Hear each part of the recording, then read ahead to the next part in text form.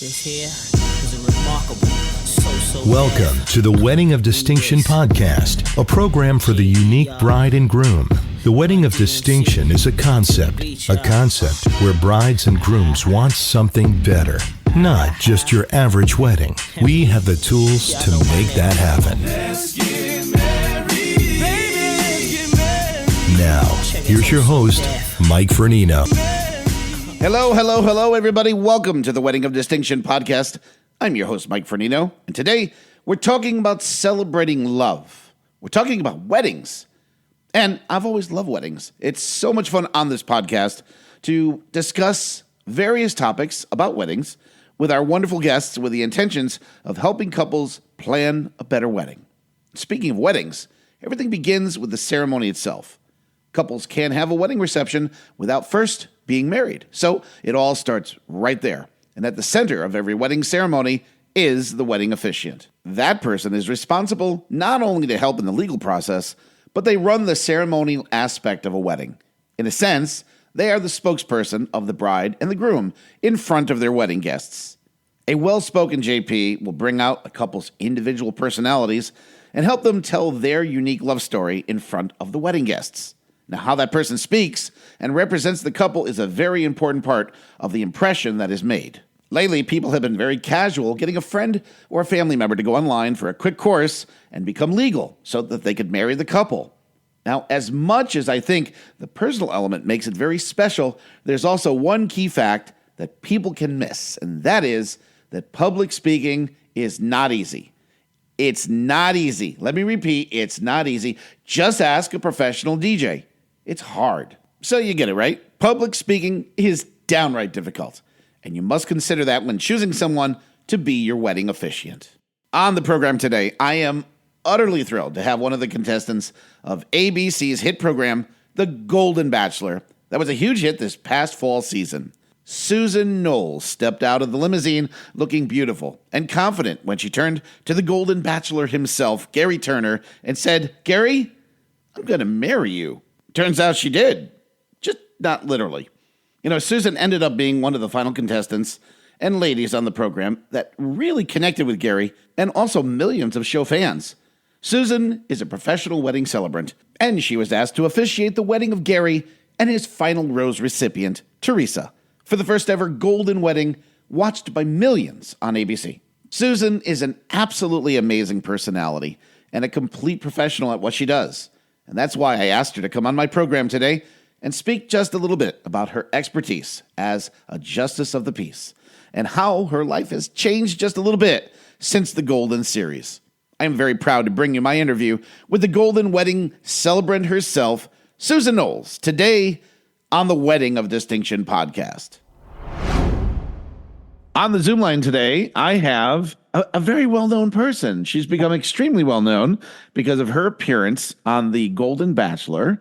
And Susan Noles, she showed up ready to go as a contestant and someone to grab the heart of Gary the Bachelor, the Golden Bachelor. And even though it didn't quite work out just the way that maybe she had planned, it has really worked out for her tremendously and her experiences. So Susan, God bless you. Thank you for coming on the program today. How are you? Absolutely. Hi, Mike. How are you? Hi, everybody.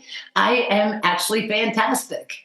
You are. And I know ABC's got you doing all kinds of stuff. Maybe it's a stupid question, but I think it's worth asking.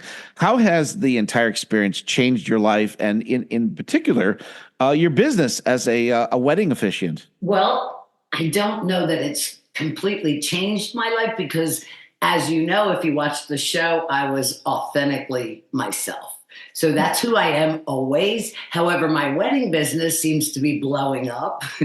Yeah. People are calling left and right. And some, like it's funny you saying this, I just got a message from somebody that their daughter decided to go with a girlfriend to save the money. I've heard you speak before on things like that. And I think that's just, it's crazy. I've been to weddings where friends have done it and they're not the same thing. Yeah, we're going to cover that. That's one of the key things I want to hit on. Yeah. And so as far as when you got out of the limousine on the TV program, I said, wow, she's got great personality. And then it was somewhere announced that this is what you do. I was like, yeah, Perfect. You really have to have that type of personality, I believe, to do this right. And at the same time, you have to have this zest, this energy that flows from you. You did a great job with the golden wedding. That was just a fantastic moment. What do you think goes into making a great wedding officiant? To be in love with the process, like the people. The best thing about it for me is I get to know these people, these couples. And honestly, you could almost tell with the interviewing part whether who runs the show or the marriage is going to last forever. You can just kind of tell. So, and then we go over how they met or what their favorite things are to do together. So I touch all kind of bases with them to figure out who they are. And yeah, it's fabulous. I was asked, I guess it's almost 10 years now, by a little assistant of mine in the hair business. And I thought, oh my goodness, she's going to ask me to be in the wedding. Susan, without you, I wouldn't be doing hair. Without you, I'd never be working here at Curry. Without you, and I'm going, oh no, I was 50 years old. I didn't want to be in a wedding. And then she said, could you marry us? I go, how do I do that? So that was 10 years ago that you started in the business as a wedding officiant, right? Yes. So you were asked by a friend, which is a beautiful lead into what I'm going to hit on now, which is the growing trend of people going online and just getting their certification through some online program. Boom, right. You're certified, but they're just not qualified. Could you speak to that, please? So I took, especially the first one, I did go online. I took it very seriously and got this big package thing. And I spent 2 months writing the words for this wedding. It came from within. I did some research, of course, and how normal weddings go. And then I made it my own. And what I realized the day I did it, I was so nervous the first time. There was 180 people, and I knew most of them. And I thought, as I began to speak, I felt my words hit people, and you could feel the emotion, like almost ready to cry. And then you switch it up a little bit and bring some humor or some laughter into it. And I thought, oh my goodness, I love this process.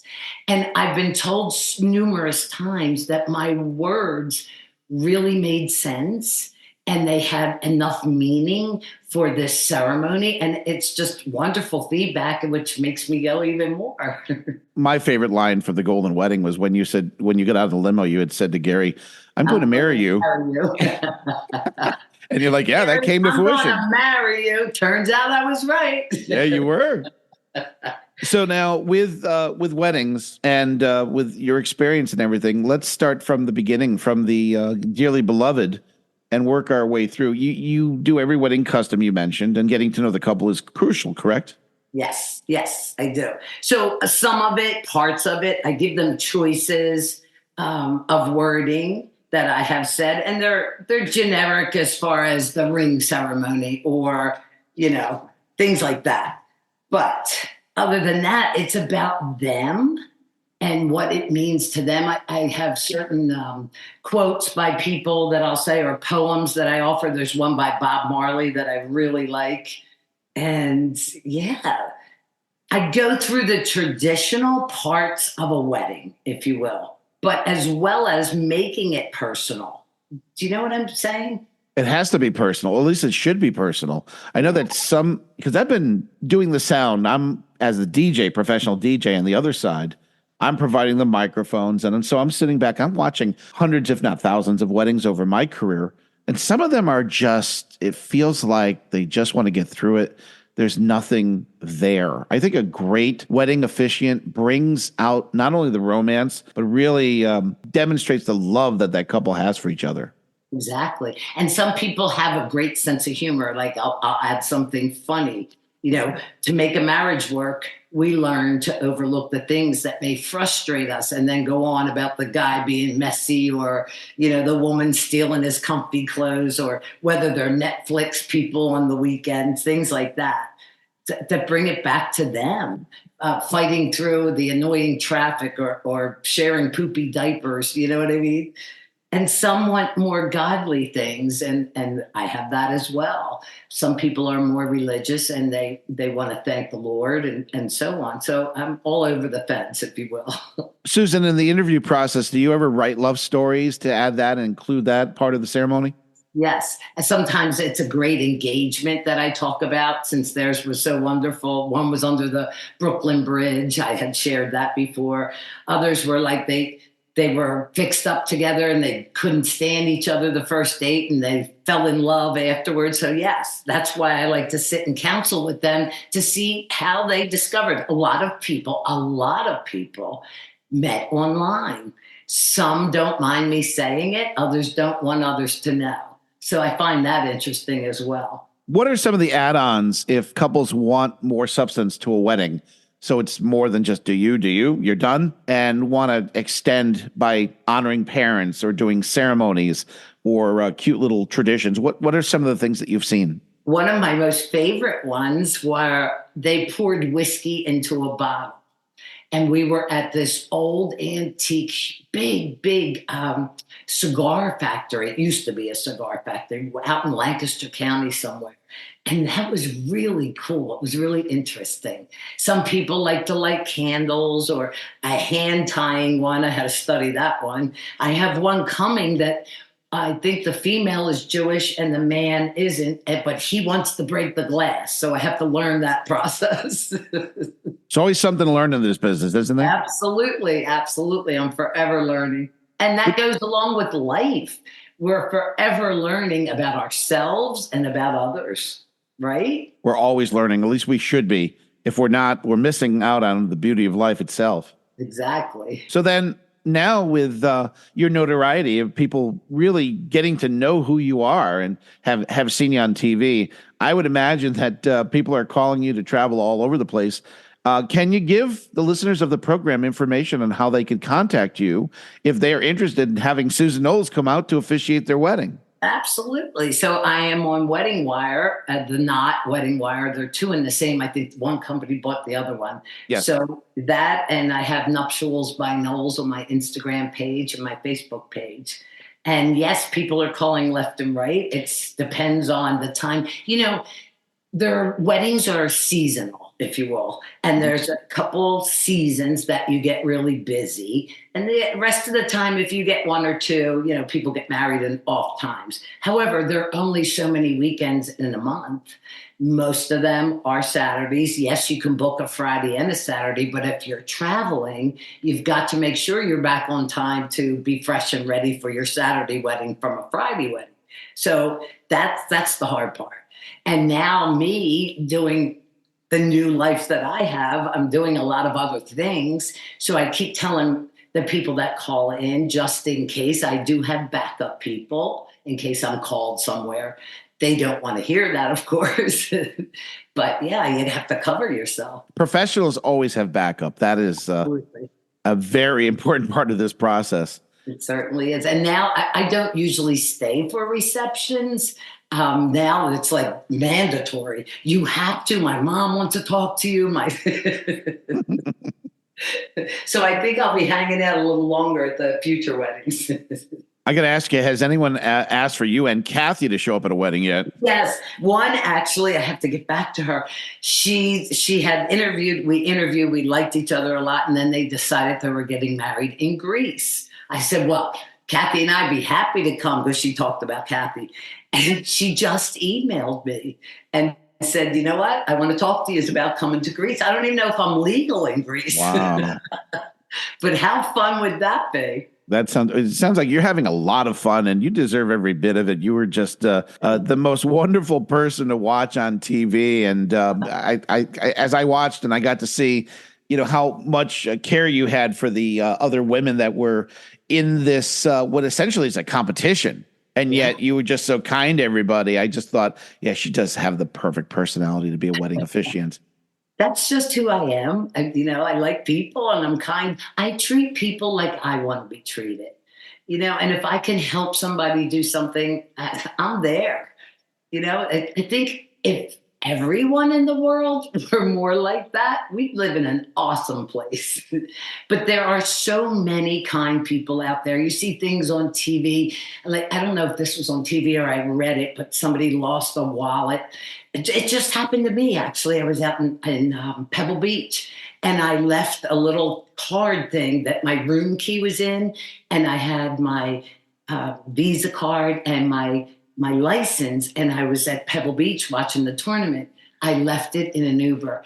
And an hour later, I didn't even realize I left it. This man come banging on my door, and I was like, excuse me? And he said, are you missing anything? And I said, not that I know of. Like, who are you? I didn't recognize him.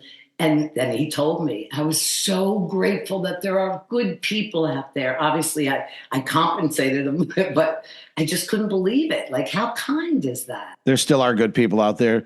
It's just sometimes they're overshouted by people that are not as nice, who just want to put their opinions all over the place. Yes. So this text message I just got from a wedding that was booked in August, and they decided to go with the bride's girlfriend. I want to tell them I wish them nothing but the best, and I hope it's professional. You know what I mean? We all hope that. I like to work with professionals. I certainly hate seeing the casualness.